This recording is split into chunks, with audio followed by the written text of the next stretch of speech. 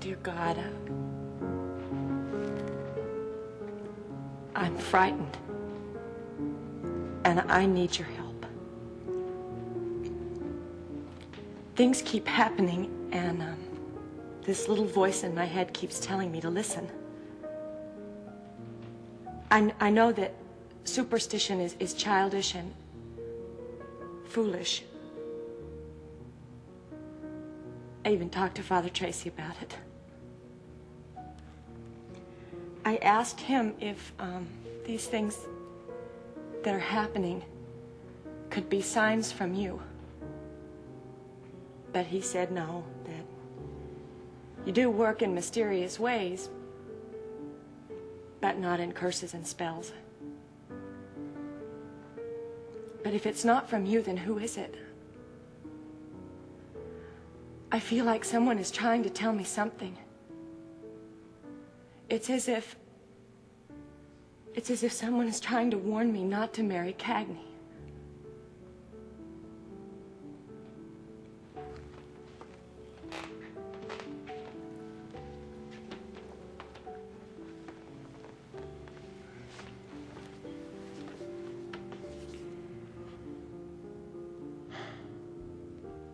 Well, God, we're getting married tomorrow. And with your help, we'll be okay. More than anything, I want Susie to know joy and peace. I want to give that to her. Show her that we have a chance for a life full of trust and sharing. Help me give her the kind of love she deserves so much. Please, bless our wedding tomorrow. I should be happy we're getting married. God, grant Susie the serenity and faith I have that our troubles are over. What if I ignore the warnings and go through with the marriage, and then something happens to him? I would always believe it was my fault. Help Susie know our love is strong enough to handle anything that tries to come between us. Oh God, please help me to be strong. And tell me what's right. I know once we're married, everything will be perfect. Please, please, could you give me some sign so I can decide what to do?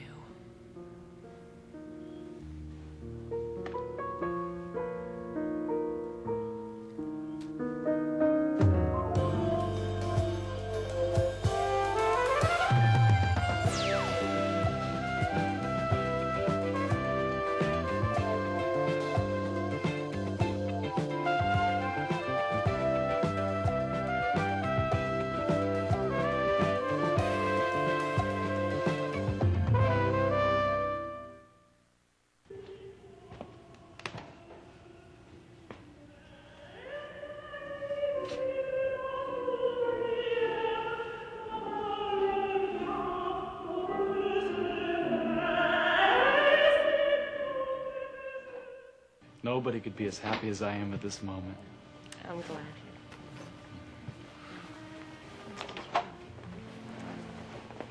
Hey, I'm not walking into a lion's den tomorrow. I'm marrying the woman I love. Susie, why so glum? If you don't want to marry this bozo, you still got 24 hours to change your mind. Oh, thanks a lot. Who said you on? Hers.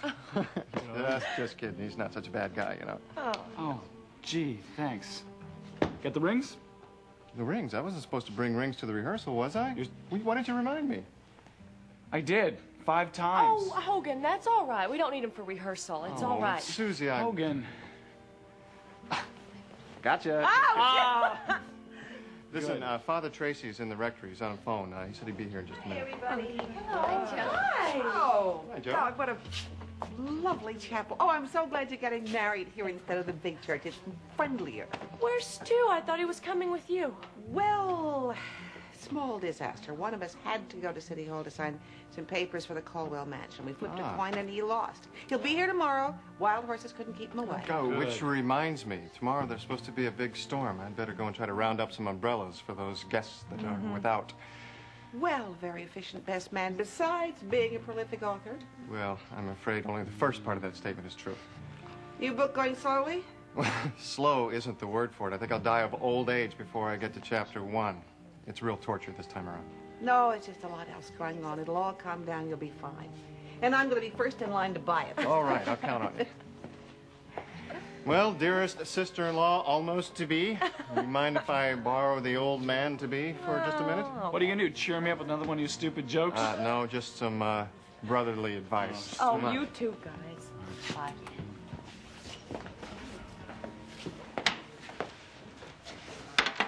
Hello, Wendy. Hello, Miss Wendy. Thank goodness, I thought I was going to be late to my own son's wedding rehearsal.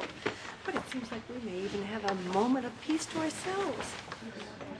I've wanted the chance to tell you how really glad I am to welcome you into our family. Thank you, Kate. It's my dream to see all of my sons settled down, happily married. Oh, Cagney seems very happy right now, doesn't he? He has never been happier, dear. And I know he's going to make you a wonderful husband. You know, of all of my children, Cagney is the one who's most cut out for home and family. And just think, 9 months from now, I will have my first grandchild. Oh, I think of Jonah as family, too, but what a day that will be when I see my own son's child. If only Matt could have lived to see that. What is it, dear? Well, Kate, I'm afraid it might be a little longer than 9 months. Oh, I suppose so, but somehow I doubt that it will be much longer. Oh, I hope you're not planning on waiting. Well, Cagney and I thought... Cagney wants to have children of his own, I know. Oh, yes, of course he does. We both do. I have never said a word to him about marrying outside of the church, but if you were planning on doing something to prevent children... Kate, I think this subject is very personal, and I don't think this is really the time or the place to discuss it. I can't think of a better time or place to discuss something of such importance. I mean, what with Father Tracy right here to clarify or answer any question you might have about how the church feels. Well, maybe after we're married. After, Susie, this is something that should be worked through before you take your marriage vows. Kate, you know, sometimes couples need a period of adjustment after they're married. Children make a family. And you and Cagney have been adjusting long enough now. Yeah, but Kate, you know, living together is a little different than being married. I should say so. And I've never said a word about that. But if you are thinking of using birth control after taking your marriage vows, that is an entirely different situation. Kate, I had planned to for a while. Oh. How does my son feel about this? Cagney agrees completely. I think it's wrong. Maybe for you, but it's not for us. I know to you I'm just butting in where I don't belong. Kate, I appreciate and I understand how much your faith means to you. Have you spoken to Father Tracy about this? No. And he hasn't brought it up, and quite frankly, I'm relieved. I wish you would talk to him now. No, Kate. Please, I'm sorry, but I'd really rather not.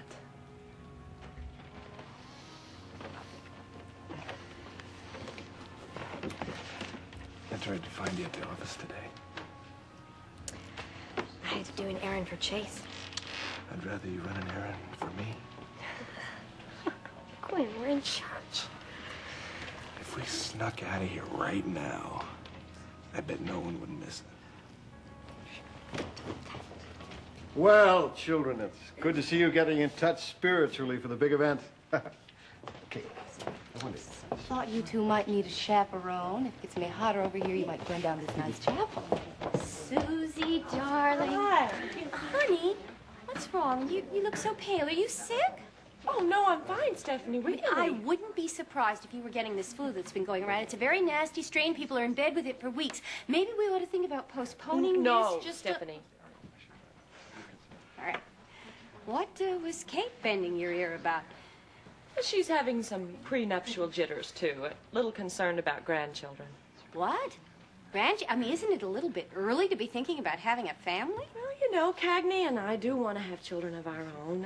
I know. I mean, I know that's the way you feel, but, honey, they keep you tied down, and you've already got one. All right, everybody. My sincere apologies for all you lovely people for holding you up.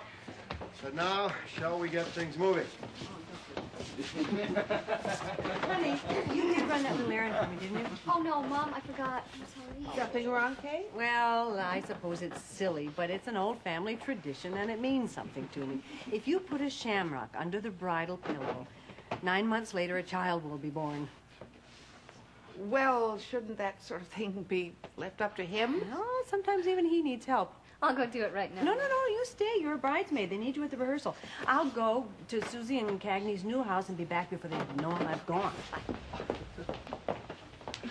All right, since Mr. Bergman can't be here tonight, perhaps we'll skip the procession. Susie, if you stand right up here. Oh, wait a minute. You can't do that.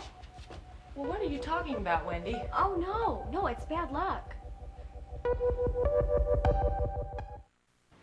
All right, Wendy, you will stand in the bride's place, and Cagney, you're right here. Hogan, Justine. Fine. Now the four of you will just hold these positions while I don't think I ever remember hearing that it's bad luck for a bride to participate in her own wedding rehearsal. Neither have I, and I don't know where Wendy came up with all this hooey. Actually, I think I told her some old wives' tale when she was very little. I can't believe that she's remembered it after all these years. But anyway, it's just as well because, honey, I don't think you look as if you feel well. Joe, what do you think? She looks just fine. A little nervous like any girl the day before her wedding. Oh, I'm going to have circles under my circles. No, you're not. signify the blessed. Well, no, Stephanie, I've not been sleeping well the past few nights. I knew it, and I bet you've been having bad dreams, too, haven't you? Honey, you do not have to marry him if you don't want to. Stephanie? I mean, if you have any doubts whatsoever, now is the time to call it off. Better now than be sorry later. Please, Stephanie. I don't care what you say. Looks speak louder than words, and you are full of reservations. It's written all over your face. Excuse me, Father Tracy. I'm sorry. I know everyone's nerves are a little on edge. Wendy, I don't think this was such a good idea. I refuse to let some stupid superstition interfere, so I will rehearse my own wedding. Nothing is going to spoil our wedding.